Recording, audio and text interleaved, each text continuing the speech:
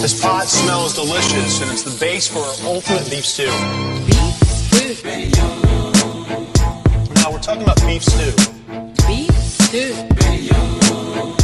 Try this beef stew. Try this beef stew. We have the author of the new book that's out called The Infiltrator, and he's also ex-federal government agent, Mr. Robert Mazur. How you doing, sir? Welcome to the show. I'm doing fine. Thank you very much. Now, we're going to get right into it, Mr. Mazur.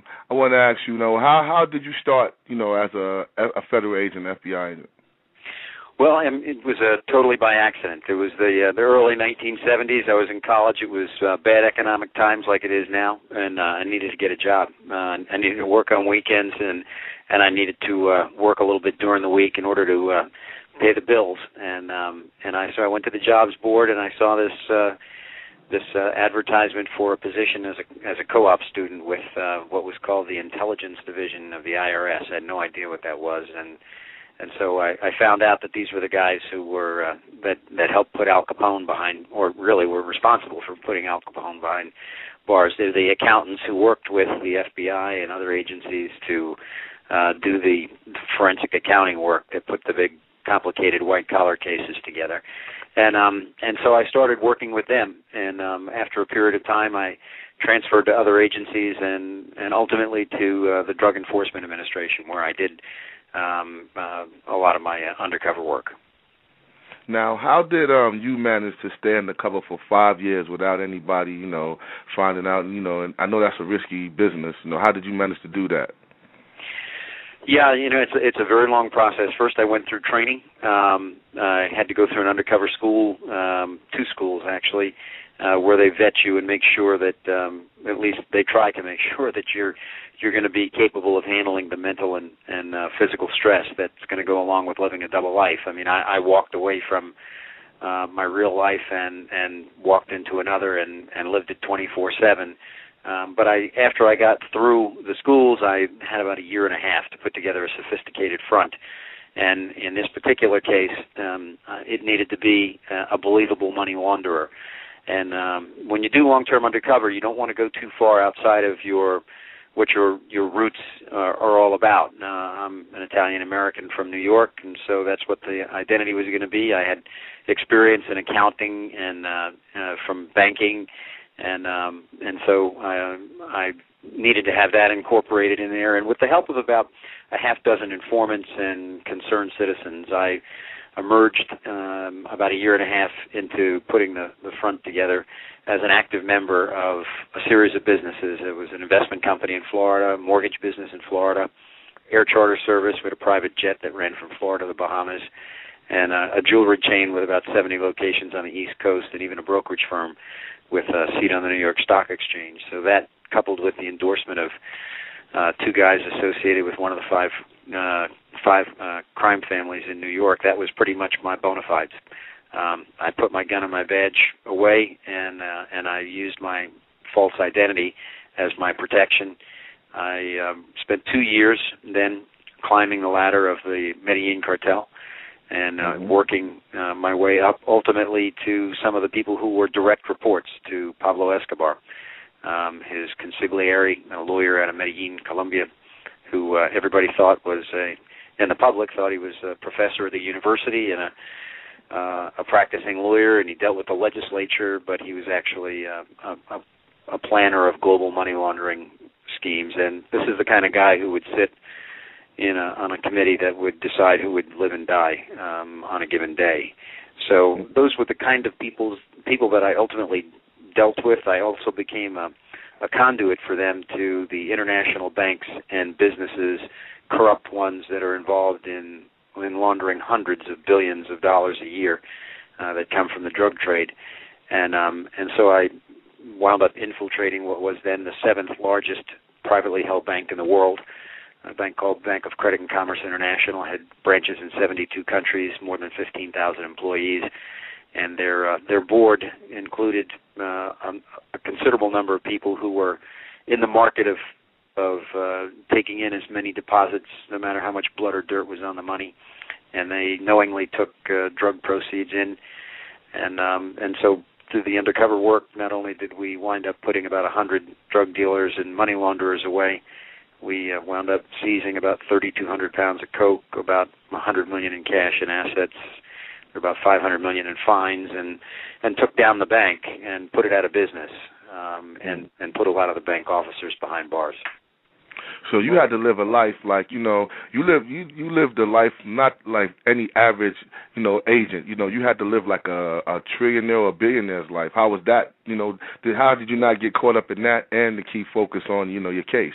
Yeah, you can get caught up in that. You make a great point, because one of the things that you'll feel when you do this type of undercover work is what I call the pull. I mean, if you've got to keep yourself grounded, you've got to remember where you came from and why you're there, and you have to be completely diligent on collecting evidence. I mean, I and my partner recorded about 1,200 recordings with these guys, and so at the end of the night, when I'm done at 3:00 in the morning dealing with them, I've still got to put a couple of hours in processing the evidence and hiding it in safes that were in the house, and then ultimately at times meeting my contact agent to pass this stuff off, and calling into the office and making sure that they knew what was going on. But I got, bad guys would do it, and they would be real careful about how they talked amongst themselves because they didn't want the cops to hear them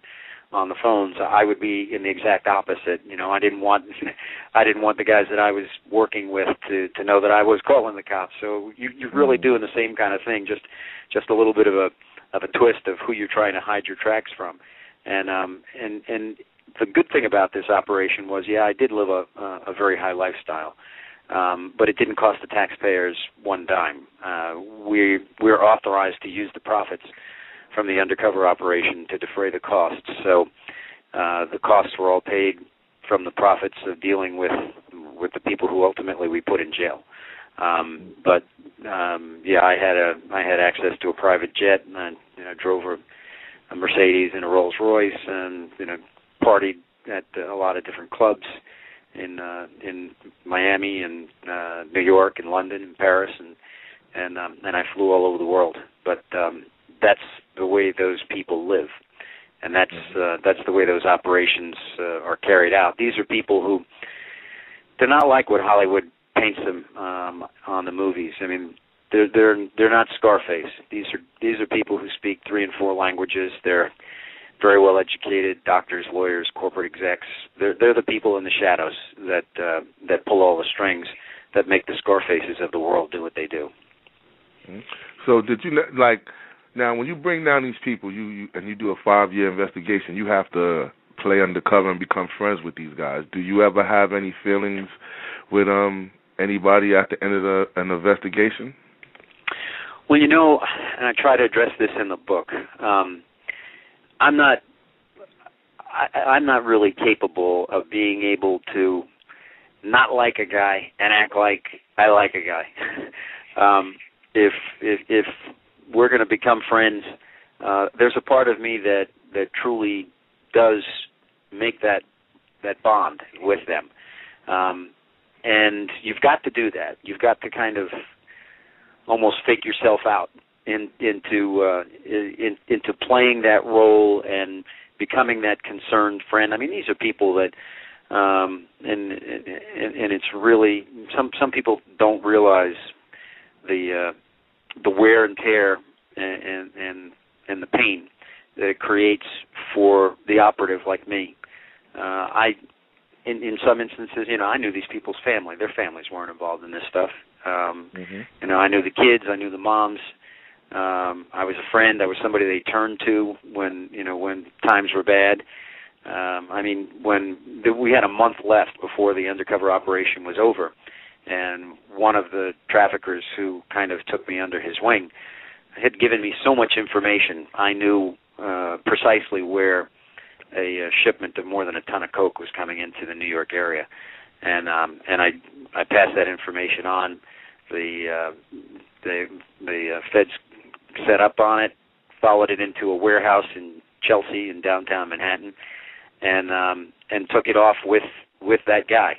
And so his wife visited him, I thought for sure that, because there were only a handful of people who really knew all the details, I thought for sure I was going to be suspected.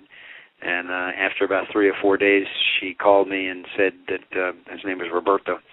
He said, Roberto has a message for you. And I was wondering how bad a message it was going to be. But she said, he's decided you're the only one he can trust, so he wants you to take over his responsibility and collect from the distributors and pay the suppliers. So I wound up actually moving into his role in the last 30 days before the end of the operation.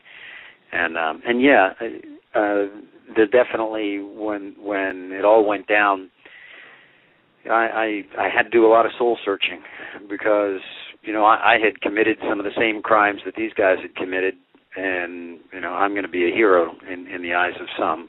I'm not a hero. I'm just trying to do my job. But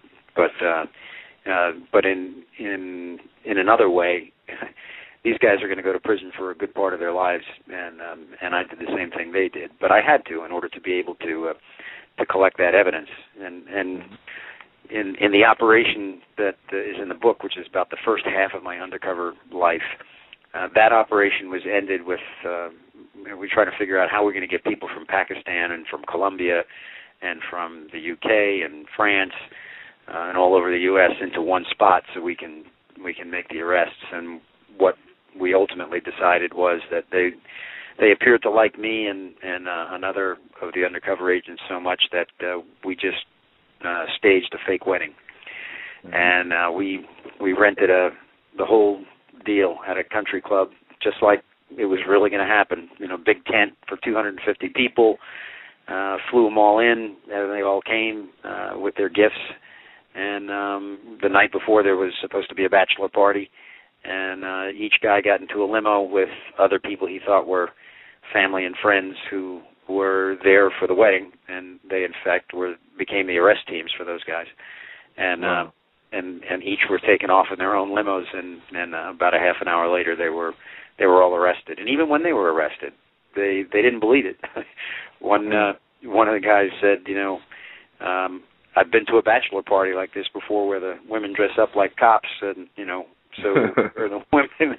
He thought it was part of a stag party. He still couldn't believe it was really an undercover operation. Well, once again, folks, you listen to Beef Stew Radio. I'm your host, Big Stew.